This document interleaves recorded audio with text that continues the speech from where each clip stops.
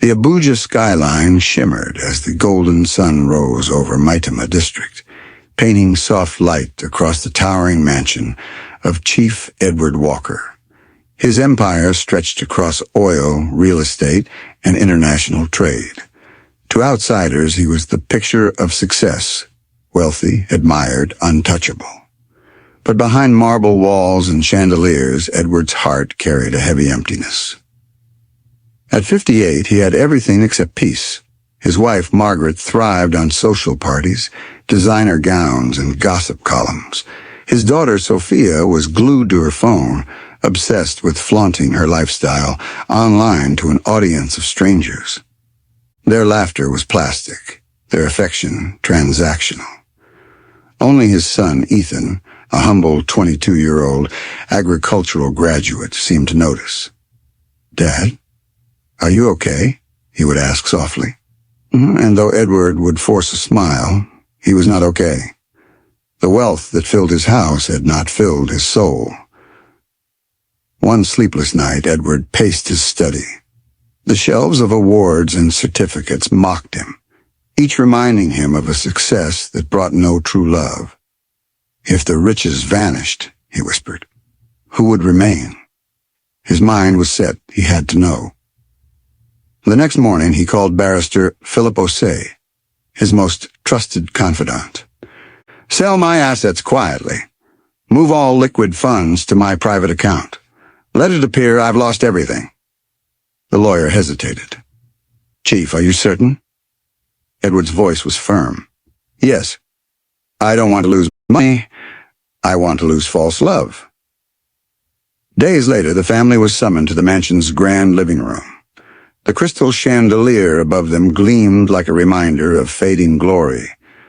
Edward's voice was low, deliberate. "I have bad news. The businesses are gone. The banks have taken everything. We have nothing left." Margaret gasped, her manicured hands trembling. "What do you mean, nothing? You're joking!" Sophia shrieked. "No more mansion? No more luxury? I'll die before I live in poverty." Rage filled the room, but Ethan stepped quietly forward. He placed a hand on his father's shoulder and whispered, "Wherever you go, Dad, I go." For the first time in years, Edward felt a tear slide down his cheek. In that small moment, amidst the storm of betrayal, he found warmth, the loyalty of a son whose heart was true. The next morning, the once bustling Maitama mansion stood eerily still. Servants had left, drivers had disappeared, and the long line of luxury cars was gone. For the first time, silence filled the grand halls. Chief Edward Walker gathered what little they could into an old, dented car that barrister Philip Osei had arranged. As he loaded the bags, Margaret's voice cut through the air like a blade. "You've ruined us, Edward. From billions to dust. I should have married Chief Asokoro when I had the chance. This suffering is a curse." Sophia slammed the car door, arms folded, tears smearing her makeup. "My followers, my status, everything is gone. No Wi-Fi, no Instagram. God forbid I live in poverty." Edward said nothing. He only looked at his son. Ethan, seated in the back, leaned forward and placed a reassuring hand on his father's shoulder. "We'll be okay, Dad. I'm with you." That one sentence lit a small fire of hope in Edward's chest. Hours later, the car rolled into Gwagwalada Village on the outskirts of Abuja. The contrast was brutal. Red earth stretched under the scorching sun. Chickens darted across narrow footpaths. A mud-walled compound with a rusted roof stood waiting the same house Edward grew up in as a boy. Margaret froze, aghast. "You can't be serious. We're supposed to live in this graveyard," she spat, covering her nose with her wrapper. Sophia muttered in disgust. "No AC, no mirrors, no lights. This is beneath me." Only Ethan helped his father unload the bags, brushing cobwebs from the wooden door. That night they lay on thin mats spread across cracked cement. Mosquitoes hummed in the humid air. Margaret tossed and turned in anger. Sophia buried her face in her hands. But beside him, Ethan whispered, "Dad, we'll rebuild, even from here." Edward squeezed his son's hand, staring out at the starlit sky. For the first time in decades, he smelled the smoke of firewood, the dampness of village earth. It was harsh, humiliating, but it was also grounding. Wealth, he thought, is not what shines in daylight. It's who stays beside you when the night comes. The first morning in Gwagwalada Village began with the crow of a rooster piercing through the still air. Margaret sat up abruptly on the mat, swatting at mosquitoes. "What kind of stupid alarm clock is this?" she snapped. Beside her, Sophia scratched at her arms, already covered in red bites. "I can't survive like this. My body is breaking down. I need air conditioning, not this bush life." Outside, Edward sat quietly on a wooden stool, staring at the rising sun kissing the red earth. The air was filled with the smell of dew and smoke from distant cooking fires. For the first time in years, he felt a kind of peace, yet the weight of his family's discontent pressed heavily on his heart. Determined to survive, he picked up a rusted hoe from the shed and called to them. "If we want to eat, we must farm. This land is fertile." Margaret burst into mocking laughter. "Me? Margaret Walker, a farmer? God forbid. I didn't marry into billions to dig in the dirt like a peasant." Sophia scoffed, arms crossed. "I'd rather starve." Edward said nothing. He had expected resistance. But before despair could settle, Ethan stepped forward. "Let me help you, Dad." He took the hoe from Edward's blistering hands, his eyes steady with quiet resolve. Together, father and son walked beyond the hill to a small family plot overgrown with weeds. Edward's hands, once skilled at signing business contracts, now struggled with the soil, blisters rising quickly. Ethan knelt beside him, guiding patiently. "Dad, let me show you how the locals do it. We can grow cassava here." Edward's tired eyes glistened. "You make me proud, son." Back at the compound, Margaret fanned herself lazily under a mango tree. From the corner of her eye, she noticed a group of villagers gathered in gossip. Among them stood Chief Bako Suleiman, dressed in shimmering native attire, a gold chain dangling from his neck, and a polished walking stick in his hand. Margaret's heart leapt. "Now this is a man who knows wealth," she muttered under her breath. As she adjusted her wrapper and dabbed perfume on her neck, her mind began to race. If Edward had dragged her into poverty, perhaps another man could restore her to the life she deserved. That night, as Edward and Ethan returned from the farm with dirt-stained clothes and aching muscles, Margaret was humming happily. "Where have you been?" Edward asked. She smiled faintly, her eyes evasive. "Just socializing," she replied. But Ethan noticed the faint scent of perfume that had nothing to do with firewood. His heart sank. Trouble was brewing, and the test had only just begun. Life in Gwagwalada Village settled into a routine of hardship. By day, Edward and Ethan labored in the fields, learning to till the stubborn red earth. Their clothes were soaked in sweat, their hands blistered, yet they pressed on with quiet dignity. Father and son shared jokes as they planted cassava stems, small moments of light in the shadows of struggle. But while Edward found strength in his son's loyalty, the women of his house drifted further into vanity and deceit. Under the mango tree, Margaret often watched Chief Bako Suleiman stride through the village in glittering agbada, his gold chains glistening in the sun. His booming laughter echoed wherever he went, and the villagers treated him like royalty. To Margaret, he was a vision of the life she had lost. She began slipping away during the afternoons, adjusting her wrapper, spraying hidden perfume, and joining Bako in his circle. Soon she was laughing at his jokes, sipping palm wine at his side, her heart swollen with dangerous dreams. At night, when Edward and Ethan returned exhausted from the farm, Margaret pretended to be tired from village chores. But Ethan noticed her clothes carried no smell of firewood, only perfume. He said nothing, but his heart grew heavy. Meanwhile, Sophia found her own escape. Bored and restless, she began sneaking to the Greenleaf Lodge, the only bar in the village. There she met Mr. Tunde Bello, a stout trader with wandering eyes. "A fine city girl like you doesn't belong in this dump," he whispered, sliding cheap trinkets across the table, a second-hand phone, shiny sandals, bottles of perfume. Sophia's pride melted in exchange for his empty promises. The gossip mill churned quickly. Women whispered, children giggled, and men shook their heads. Soon Clara and Sophia's names were carried on the wind of mockery, while Edward and Ethan's efforts went unnoticed. One evening, as crickets sang and the moonlight bathed the cracked compound, Edward sat on a wooden stool beside his son. "Do you think we'll ever return to the city?" Ethan asked softly. Edward's eyes lingered on the stars.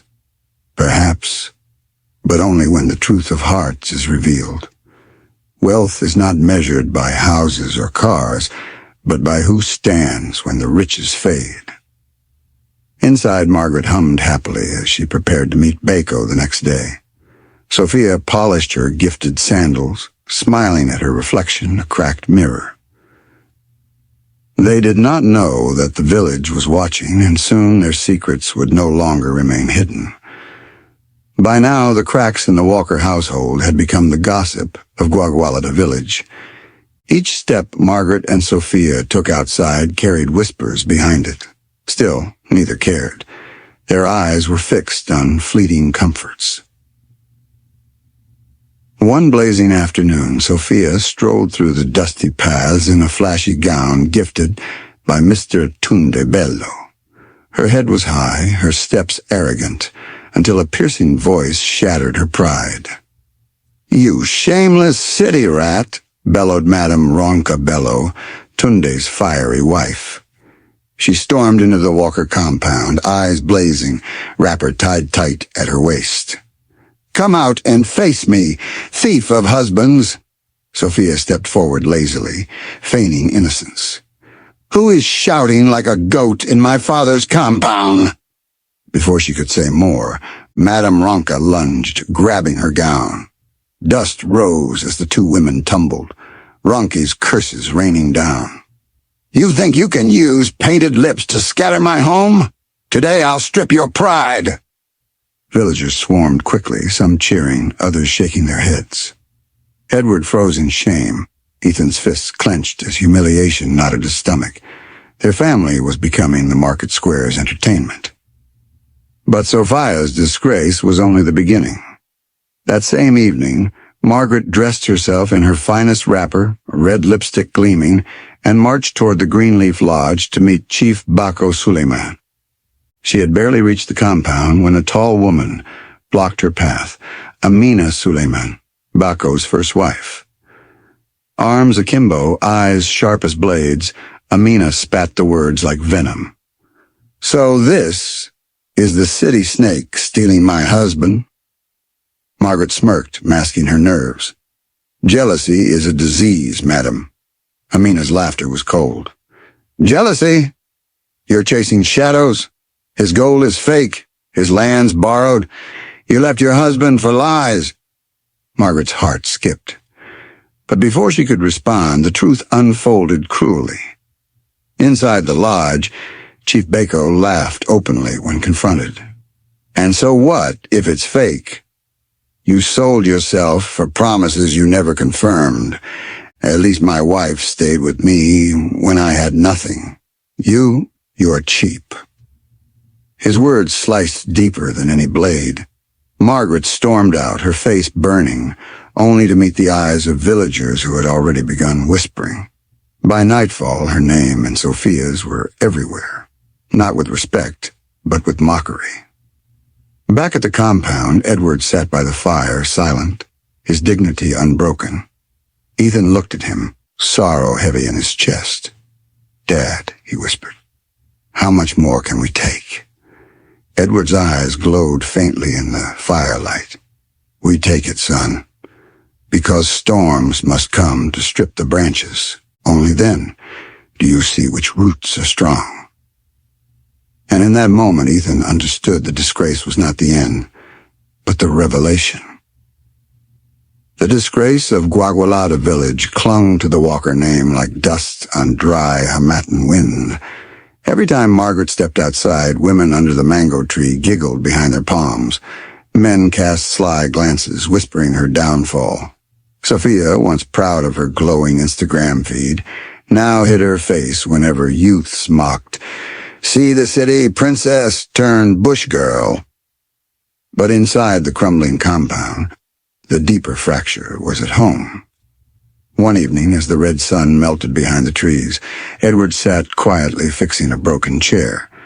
Margaret stumbled in, her wrapper dusty, her eyes swollen from humiliation. For the first time since their fall, she had no insults. She sat in silence, the weight of shame too heavy to carry. Edward's voice broke the stillness. "I am ashamed of you, Margaret." Her head snapped up. "What did you say?" "I said I am ashamed," Edward repeated, his tone steady. "The whole village knows your name. Not for honor, but for disgrace. You chased shadows while your son and I worked in the sun. You traded dignity for lies." Margaret's lips trembled. "You dragged me here. You made me like this. I was a queen in Maitama. Now look at me." Edward shook his head. "No. You chose this path. Poverty reveals the heart, and yours has spoken." In the corner, Ethan listened, his chest heavy with sorrow for his father.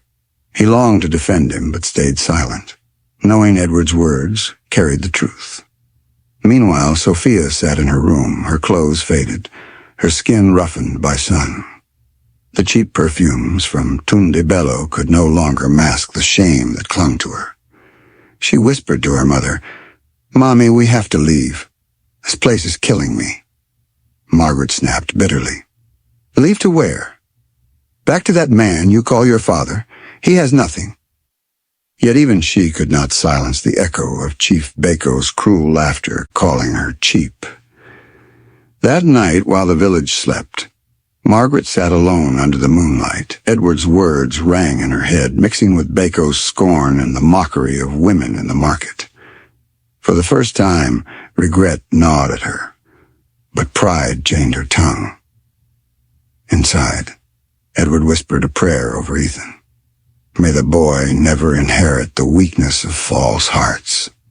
The family shared a roof, but their souls stood on opposite banks of a river. Edward and Ethan, bound by loyalty, Margaret and Sophia, bound by vanity.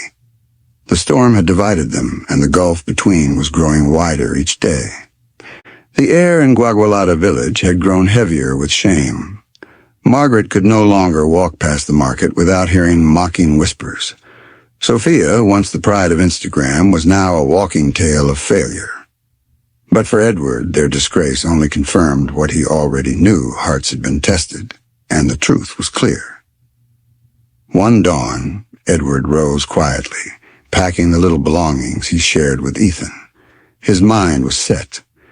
As he stepped outside, the morning was cool, the rooster's crow still echoing in the distance.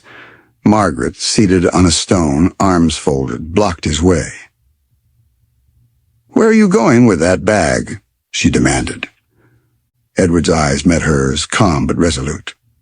"I've secured work in the city. A beginning, no matter how small, is still a beginning." Margaret laughed bitterly. "Work? As what?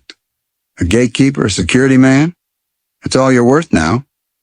Ethan stepped out with his own small bag, his face firm but sad. "I'm going with Dad. I've stood with him this far, and I won't stop now." Margaret rolled her eyes. "Go. Good riddance to bad rubbish." Behind her, Sophia lounged lazily on a stool, her voice dripping with scorn. Finally, peace. Let the failures leave. Edward gazed at them one last time, his heart heavy, not from poverty, but from the family he had truly lost. We offered you a way forward. You chose your path, he said quietly. Then, without another word, he and Ethan walked to the village motor park, where rusted buses and patched motorcycles awaited. No one followed. No one waved goodbye. As the bus rattled out of the village, dust swirling behind them, Ethan pressed his forehead to the window, watching the mud walls fade into the horizon. Dad, he said softly, we have nothing left. Where will we even start? Edward's lips curved faintly, a glimmer of something unspoken in his eyes. Patience, son. The road ahead may look narrow, but sometimes it leads to the widest doors. Back in the village, Margaret and Sophia laughed hollowly, masking their gnawing emptiness. They did not know the truth. This departure was not the end of Edward's story, it was the beginning of theirs. The rickety bus rolled into Abuja, its engine groaning as it weaved through the bustling city streets. Skyscrapers rose against the morning sky, horns blared, and vendors shouted along busy roads. For Ethan, the contrast was overwhelming, from dusty Gwagwalada Village to the heartbeat of Nigeria's capital. Dad, he asked quietly, where are we going? The security job you mentioned? Edward's lips curved into a small smile. Not exactly. They walked down a quiet street in Asokoro, where the city's wealthiest lived. At the end of the lane stood a massive mansion, grander than the one they had left in Maitama. Its tall gates gleamed under the sun, fountains danced in the garden, and manicured hedges lined the compound. Ethan's mouth fell open. Whose house is this? Edward reached into his pocket, pulled out a small remote, and pressed the button. The gates slid open smoothly. He looked at his son. Ours. Ethan froze, disbelief flooding his face. What? But how? Edward placed a hand on his son's shoulder, his voice calm but heavy with meaning. We were never truly poor. It was all a test of love, of loyalty. I needed to know who would stand when the riches disappeared. Tears welled in Ethan's eyes as the truth sank in. So the suffering, the humiliation in Gwagwalada, all of it was a plan? Edward nodded. Yes, son. Wealth is not just money. It is knowing who remains when money vanishes. And you, Ethan, stood by me. That is why all of it, will one day be yours. Inside the mansion, marble floors shone, chandeliers sparkled, and the air was filled with the fragrance of polished wood and fresh flowers. Ethan walked in slowly, touching the golden drapes, the leather chairs, the glass tables. His heart was still pounding. Edward's voice echoed in the vast hall. The true inheritance I give you is not these walls. It is the lesson. Real wealth is loyalty, integrity, and the heart that gives. You passed the test, son. For the first time, Ethan understood their fall had not been a curse, but a revelation. Back in Gwagwalada Village, the air was thick with gossip. The Walker's disgrace had become the villagers' favorite story. Margaret sat outside the crumbling mud house, fanning herself in silence, while Sophia plucked absent-mindedly at her cracked nails. Their laughter was gone. Only shadows of regret lingered. That afternoon, the ever-boastful village gossip, Kunle Ajayi, stormed into the square, his voice rising above the chatter. Una won't believe what my eyes see for Abuja, he announced, waving a folded newspaper. Villagers crowded around instantly, eager for the tale. Kunle's grin widened. Chief Edward Walker is living in Asokoro now, bigger mansion than the one in Maitama. Fountain day for compound. Cars line up like soldiers. He no just rich, he double rich. Gas rippled through the crowd. Eyes turned toward the Walkers' compound, hungry for their reaction. Inside, Sophia's face drained of color. "That's impossible," she whispered. He was finished. He had nothing. Kunla smirked. "Finished? I saw it with my own eyes. Edward and his son walking like kings. The whole Abuja, they talk about them." The word struck Margaret like a thunderbolt. Her hand froze mid-fan, her chest rising and falling rapidly. The image of Edward, walking tall, with Ethan at his side, burned in her mind. She remembered the insults she hurled, the mockery, the betrayal. Now the same villagers who once laughed at Edward were laughing at her. By evening, their compound was surrounded by whispers. "City woman Way fall hand," the women giggled. "Fine daughter Way turn village rat," the youths teased. Sophia's eyes welled up with tears. "Mom, do you think he'll ever forgive us?" she asked softly. Margaret shook her head slowly, her voice hollow. "We laughed when he fell. We mocked him when he suffered. We chose comfort over loyalty, and now we are left with nothing but shame." That night, as the stars spread across the sky, Margaret sat on the wooden stool outside, her spirit broken. Sophia lay on a thin mat inside, staring at the cracked ceiling. Both women knew the truth. Edward had not lost them. They had lost him.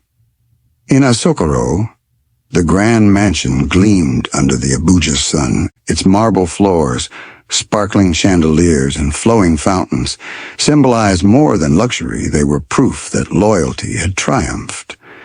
Inside, Edward Walker sat with Ethan, pride filling his eyes. "My son," he said, leading him into the private study. "These are the keys to our legacy." He opened drawers filled with documents, deeds to properties in Abuja, Lagos, even London. "I never lost anything. I only wanted to lose the people who were never truly with me." Ethan's chest tightened as he listened. "So it was all a test?" Edward nodded. "Yes. Wealth can blind the eyes of family, but truth clears the vision. And you, Ethan, stood when all else crumbled. That is why you are the only one fit to inherit everything I have." Tears stung Ethan's eyes, but pride steadied his voice. "Thank you, Dad. I will never forget this lesson." Edward smiled faintly. "This empire is yours to expand. But remember, true wealth is not in what you keep, but in what you give. You will build businesses, but you will also build lives. That is your inheritance." Meanwhile, in Gwagwalada Village, Margaret and Sophia sat silently outside their crumbling compound. Their once manicured hands now peeled cassava, their once polished skin rough from dust and sun. Villagers passed, whispering mockery. "City woman Way fall hand. Fine daughter Way turn village rat." News of Edward's mansion had spread like wildfire. Kunla Ahai's tale of fountains and cars replayed endlessly in their minds. Sophia whispered through tears, "Mama, do you think he'll ever come back for us?" Margaret's voice cracked, hollow and broken. "No, child. We laughed when he fell. We mocked when he suffered. We chose ourselves, and ourselves have failed us." In Asokoro, Edward stood on the balcony with Ethan, watching the city lights glow. The air was fresh, the future alive. He placed a firm hand on his son's shoulder. "I may have tested my family and lost them," he said, "but I found you, and that is a fortune the world cannot measure." Ethan smiled through his tears. "Thank you, Dad, for trusting me." As the sun dipped behind Abuja's skyline, father and son walked back into their home. For Edward, this was the wealth of the heart, riches rooted not in gold, but in loyalty, integrity, and love that endured when all else faded.